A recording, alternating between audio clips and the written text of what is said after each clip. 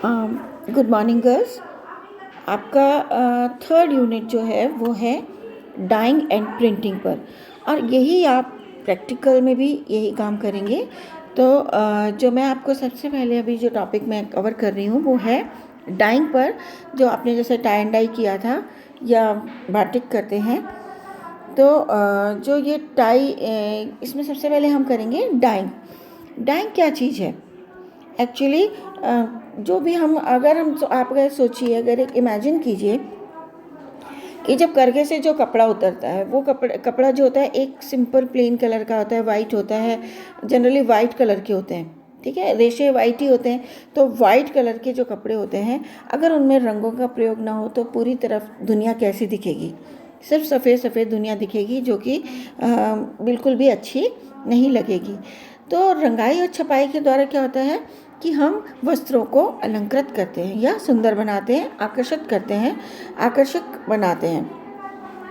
और ये जो है, ऐसा नहीं है कि ये आकर्षण जो इसमें लाया जा रहा है वो अभी लाया जा रहा है। इनको रंगने का कार्य जो पहले भी किया जाता था, बहुत समय पहले से, प्राचीन काल से ही रंगों का प्रयोग हो रहा है। लेकिन ये रंग जो पहले होते थे, ये प्रकृति से प्राप्त रंग होते थे, जिन्हें पेड़ पौधों से, फूल पत्तियों से, मछली, जीव जंतुओं से, मेहंदी से, तो इनसे इनको प्राप्त किया जाता था। परंतु धीरे धीरे क्या हुआ कि जैसे जैसे सभ्यता विकसित होती गई, तो रंगाई और छपाई की कला भी विकसित हो गई। अब क्या है कि ऐसा नहीं है कि हम, क्योंकि प्रकृति से जब हम ये सारी चीज़ें ले रहे हैं, हम जीव जंतु को मारेंगे या हम पेड़ पौधों का यूज़ इतना करेंगे, तो प्रकृति पर इसका असर होता है। धीरे धीरे संश्लेषित रेशे, मतलब संश्लेषित कलर्स, जैसे डाइज, संश्लेषित मतलब मानव द्वारा निर्मित, केमिकल्स के द्वारा मानव द्वारा निर्मित सिंथेटिक डाइज का निर्माण होने लगा। और ये अब बहुत ज़्यादा यूज़ में ली जाती है, क्योंकि ये प्राकृतिक रंग महंगे भी पड़ते हैं और प्रकृति पे भी प्रभाव डालते हैं। इसलिए अब ज़्यादा से ज़्यादा जो है सिंथेटिक डाइज का यूज़ होता है, जो कि वस्त्रों को आकर्षक बनाते हैं। और आपने देखा होगा, जब हम कलरफुल ड्रेसेस पहनते हैं तो अपने आप को हम एक प्रसन्नता सी अपने अंदर महसूस करते हैं। जो ये जो रंग किए जाते हैं, वस्त्र के अलग अलग चरणों पर ये वस्त्र रंगे जाते हैं। क्योंकि जब ये देखिए, इसके जो स्टेजेस हैं रंगाई करने की, अलग अलग होती है। छोटे स्तर पर हो चाहे बड़े स्तर पर हो, ये स्टेप्स तीनों में ही चरण जो हैं इसके सब जगह एक से ही होते हैं। ये देखिए, हाथ से ये पूरा वाइट कपड़े हैं, उनको डाई में डुबो रहे हैं और फिर ये कर रहे हैं। जबकि बड़े उत्पादन क्षेत्र में यही काम मशीनों के द्वारा किया जाता है, और वहाँ पर इनको ये कपड़े के उसमें है कि हमने कपड़े को डाई किया है। जब भी कपड़े को डाई करते हैं तो ये बात ध्यान रखी जाती है कि जो भी डाई यूज़ की जाए वो पक्की हो। उसमें कोशिश की जाती है कि उसमें चाहे फास्टनर डाला जाए, चाहे कोई ऐसी चीज़ डाली जाए जिससे कि डाई पक्की हो, वो उसको धूप वगैरह से भी ज़्यादा इफेक्ट ना पड़े। उसको चाहे रगड़ रहे हो, चाहे उसको धो रहे हो, तो वो इतनी ज़्यादा जल्दी से फेड ना हो। दूसरा जो चरण है वो है लच्छियों को हम, जब धागे बने होते हैं तो धागों को ही हम रंग देते हैं। ये मशीन के द्वारा रंगे जा रहे हैं, ये हाथ से इन्होंने रंगे हैं।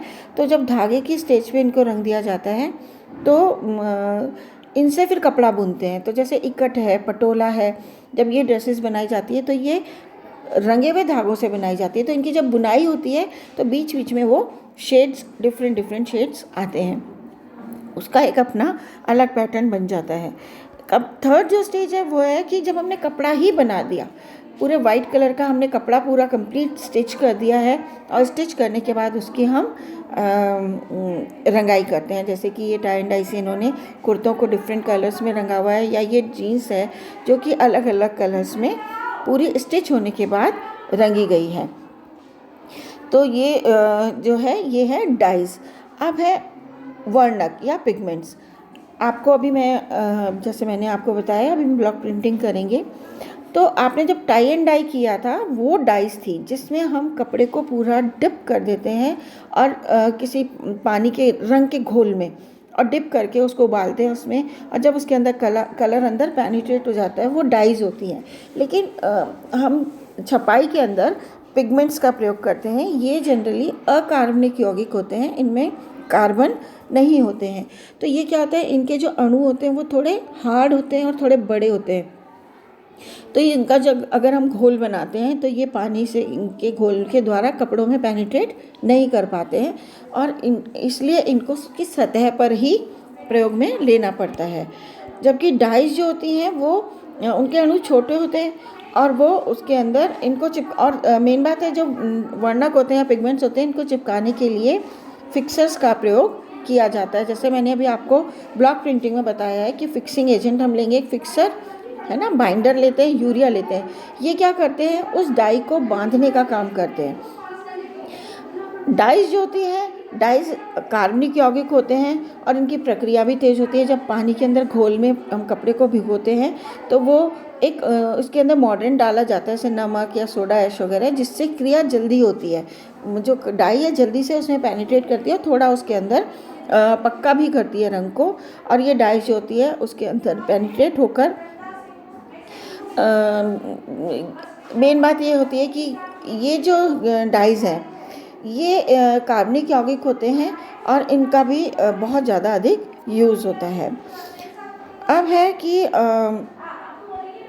ये मैं आपको बताई चुकी हूँ कि ये छोटे से होते हैं तो जल्दी से इसके अंदर प्रवेश कर जाते हैं और इसमें हम मॉडर्न का यूज़ करते हैं।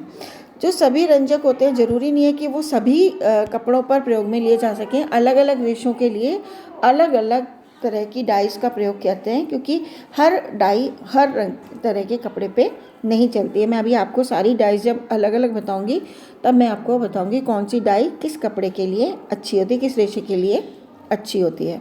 अब है रंजक और वर्णक में अंतर, difference between dye and pigment. जैसा मैं आपको बता चुकी हूँ, डाई जो है इसके सूक्ष्म कण होते हैं, जबकि रंजक के कण, जो वर्णक के कण होते हैं, वो बड़े और कठोर होते हैं। ये पानी में घुलनशील होते हैं, जबकि पिगमेंट्स पानी में अघुलनशील होती हैं। डाइज रेशों के अंदर घुसकर आत्मसात हो जाती है। ये पिगमेंट्स जो होते हैं रेशों में नहीं घुस पाते हैं, इनको सतह पर ही चिपकाना पड़ता है। ये आसानी से रंगे जा सकते हैं, जबकि पिगमेंट्स को यूज़ करने के लिए हमें बाइंडिंग एजेंट्स का प्रयोग करना पड़ता है, जो कि उनको वहाँ पर चिपका के रखता है। नेक्स्ट है कि अलग अलग रेशों के लिए डाई अलग अलग होती है, जबकि पिगमेंट्स हर तरह के रेशे पर, क्योंकि सतह पे केवल फिक्सर के द्वारा ही चिपकाए जाते हैं, इसलिए इसको किसी भी प्रकार के कपड़े के ऊपर हम प्रयोग में ले सकते हैं।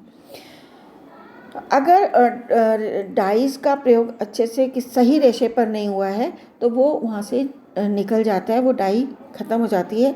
ये पक्के होते हैं और ये पिगमेंट्स जो होते हैं किसी भी रेशे पर चिपक जाते हैं और पक्के रहते हैं।